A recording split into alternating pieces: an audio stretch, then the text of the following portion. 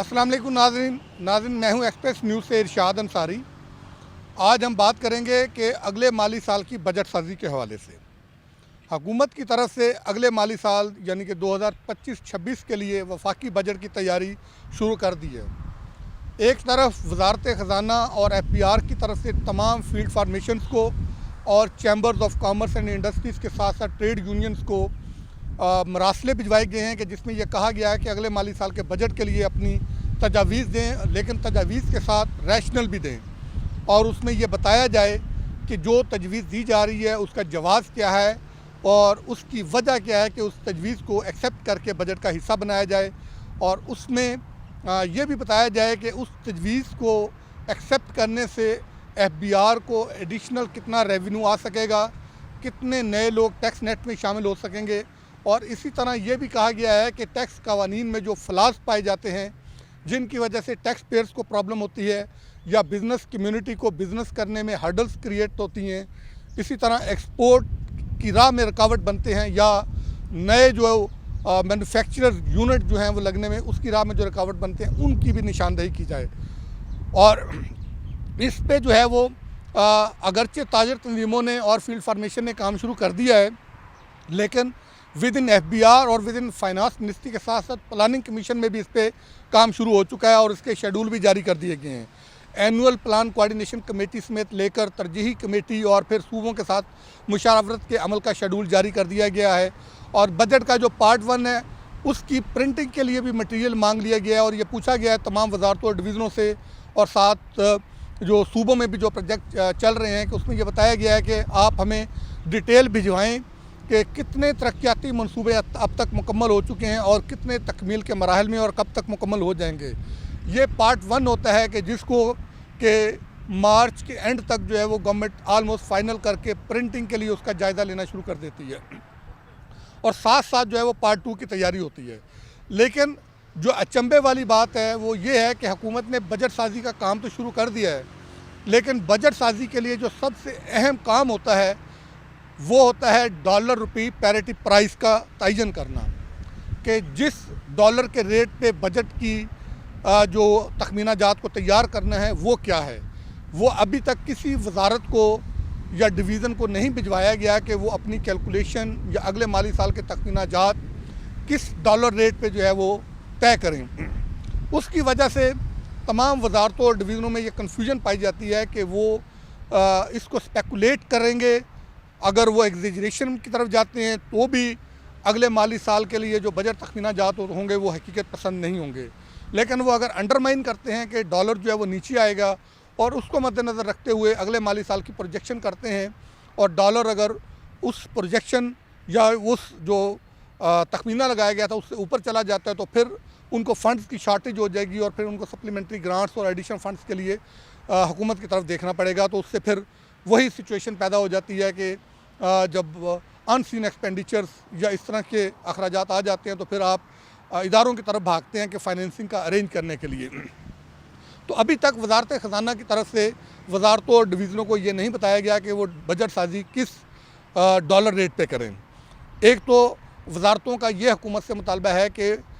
जब आपने बजट साजी और बजट मेकिंग का प्रोसेस शुरू कर दिया तो उसके साथ ही आपको डॉलर रुपी पैरिटी प्राइस जो है वो मुकर्रर करके वजारतों को दे देनी चाहिए थी। दूसरी तरफ ये है कि वज़ीर ख़जाना ने अपनी टीम के साथ चैम्बर्स का दौरा शुरू कर दिया है और अभी इस्लामाबाद चैम्बर का दौरा किया और अब दूसरे चैम्बर्स का दौरा वो करने जा रहे हैं और उसका बुनियादी मकसद यही है कि बजट चूँकि जब एग्जीक्यूट होना है तो ताकि वो उससे मुताबिकत रखे और उस एग्जीक्यूशन के अमल में किसी किस्म की प्रॉब्लम ना आए। ये अलबत्ता एक अच्छा साइन है कि ये पहली मरतबा ये वज़ीर ख़जाना को क्रेडिट जाता है कि उन्होंने बजट मेकिंग के लिए जो मुतलका स्टेक होल्डर्स हैं उनकी बर वक्त इन्वॉल्वमेंट शुरू की है। वरना देखने में यही आता था कि ये गुफ्तन शनीदन वाला मामला होता था कि बजट आलमोस्ट तैयार कर लिया जाता था और बजट से 2-3 दिन पहले जो है वो प्री बजट मीटिंग्स की जाती थी जबकि बजट फाइनल हो चुका होता था। अभी भी हुकूमत के पास अगरचे इतना कुशन नहीं है चूँकि बजट वही बनना है जो IMF का मन चाहा होगा। IMF की चाहत और IMF की मंशा के बगैर आप बजट मेकिंग नहीं कर सकते। उसकी जो आपने शराइत तय की हुई हैं उसके अंदर रह के बजट बनाना है और साथ ही सरकारी मुलाजमीन के लिए भी दो जो है वो चीज़ें जुड़ी हुई हैं और एक ये कि तनख्वाहों का जायज़ा लेने के हवाले से एक कमेटी कायम कर दी गई है और वो ये जायज़ा लेगी कि तनख्वाहों में क्या इजाफ़ा होना है, अगर होना है तो कितना होना है, महंगाई के तनासब से होना है या कि चूँकि बजट में जो है वो कुशन नहीं है, बिल काफ़ी स्वेल कर चुका हुआ है पे और पेंशन का, क्या इसको यहीं पे होल्ड रखेंगे। और साथ साथ ये भी तय किया गया है कि आइंदा जो मुलाजमीन भर्ती किए जाएंगे, जैसे पेंशन के लिए नया सिस्टम लेके आई हैं, इसी तरह तनख्वाहों का भी नया सिस्टम होगा। आइंदा जो लोग भर्ती किए जाएंगे उनको तनख्वाह देगी तो सरकार, लेकिन वो कंट्रीब्यूटरी पेंशन सिस्टम के तहत उनको तनख्वाह मिलेगी। यानी जब वो रिटायर्ड होंगे तो उनकी पेंशन का बोझ सरकार के खाते में नहीं होगा, वो जो फ़ंड कायम होगा उस फंड की जो रकम होगी, जहां इन्वेस्टमेंट की जाएगी, उस इन्वेस्टमेंट से जो प्रॉफिट आएगा उसमें से उनको जो है वो पेंशन मिला करेगी। इसी तरह कम्यूटेशन भी उनकी जो है वो कम कर दी गई है। बाकी जो सरकारी मुलाजमिन जो रिटायर्ड होते थे उनके लिए जो काफ़ी कटौतियाँ जो की गई हैं मराहत में, वो तो ऑलरेडी की जा चुकी हैं और बजट में भी मज़ीद जो है वो हुकूमत करने का इरादा रखती है। और इसी वजह से जो रिटायर्ड मुलाजमिन की तंजीम है वो भी एक्टिव हो गई है और जो हाज़िर सर्विस मुलाजमिन हैं उनकी तंजीम भी एक्टिव हो चुकी है और वो एहतजाजी मुजाहरों का ऐलान कर चुके हैं और अपना जो चार्टर ऑफ डिमांड है वो भी वो तैयार कर चुके हैं और वो अगले चंद दिनों में हुकूमत को पेश करने जा रहे हैं। और इसके साथ साथ एक जो मुलाजमिन से ही जुड़ी एक और ख़बर ये है कि हुकूमत ने वफाकी टैक्स मौसम के फ़ैसले पे जो टीचर्स थे, असातिज़ा और जो रिसर्चर्स थे, उनको जो दिया गया 25% रिबेट था वो जो ख़त्म किया था 2022 में, उसको मुअत्तल किया था। उसकी वसूली 2024 में उन्होंने मुअत्तल कर दी थी, लेकिन अभी जो जनवरी में जो मुलाजमीन को तनख्वाहें मिली हैं असातिज़ा को और रिसर्चर्स को, उसमें अचानक जो है वो रिबेट जो मुअत्तल किया गया था वो दोबारा बहाल करके उसकी कटौती शुरू कर दी गई है, 25% कटौती। उस पर वो भी एहतजाज कर रहे हैं। अब इस पे FTO से भी जो है वो मुतालबा किया जा रहा है कि वो अपने फ़ैसले पे इम्प्लीमेंटेशन करवाए, चूँकि FTO एक कानूनी इदारा है और उसकी हैसियत जो है वो एक सुप्रीम कोर्ट के जज की हैसियत है और उसके फ़ैसले की खिलाफ वर्जी जो है वो तौहीन अदालत के ज़मरे में आती है। जब FTO ने 2024 तक जो है वो ये जो माली साल चल रहा है कि FBR को रोका हुआ है कि वो